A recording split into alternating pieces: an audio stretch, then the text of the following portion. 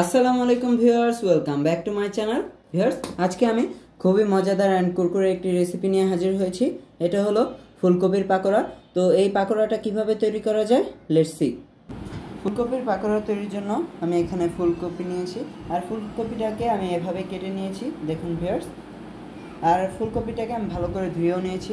এখন ভিউয়ার্স, আমি এখানে একটি বোল নিয়ে এতে অ্যাড করে নেব পানি, অ্যান্ড দিয়ে দেব লবণ।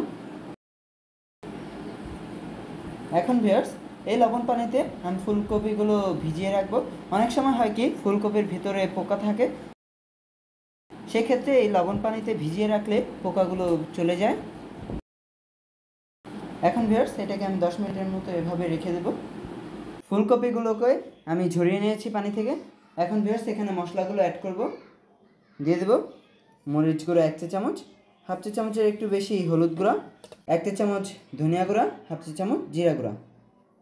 দিয়ে দেবো 1.5 চা চামচ পরিমাণ আদা রসুনের পেস্ট, অ্যাড করে নেব স্বাদ অনুযায়ী লবণ, অ্যান্ড দিয়ে দেবো ভিউয়ার্স, দিয়ে দিলাম 1.5 চা চামচ সস, অ্যাড করে নেব ভিউয়ার্স হাফ কাপ বেসন, অ্যান্ড অ্যাড করে নেব 1/3 কাপ কর্নফ্লাওয়ার।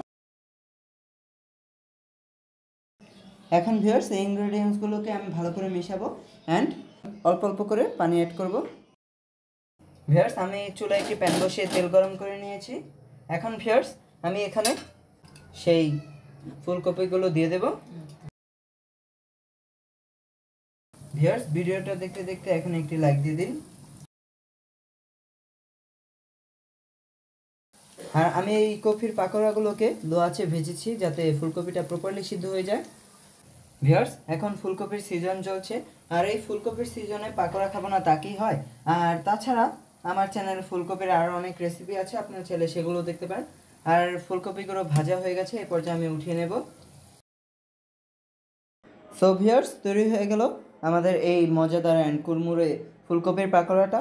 আর দেখুন ভিউয়ার্স, এগুলো কতটা কুরমুরে হয়েছে। সাউন্ডটা শুনে আই থিঙ্ক বুঝতে পারছেন। দেখলেন ভিউয়ার্স, এটা অনেকটাই কুরমুরে হয়েছে, জাস্ট আমি ভালো করে দেখাতে পারছি না, বাট রিয়েলি এটা অনেক কুরমুরে। আপনারা কিন্তু এটা অবশ্যই বাসায় ট্রাই করবেন। ট্রাই করে যদি ভালো লেগে থাকে তো কমেন্টস করে জানাবেন, আর ভিডিওটা বেশি করে শেয়ার করবেন। আর শীতকে উপভোগ করুন এই পাকোড়ার সাথে। আমার চ্যানেলে শীতের আরও অনেক সবজি দিয়ে পাকোড়া তৈরি করা আছে, আপনারা চাইলে সেগুলো দেখতে পারেন। সবাই ভালো থাকবেন, আল্লাহ হাফেজ।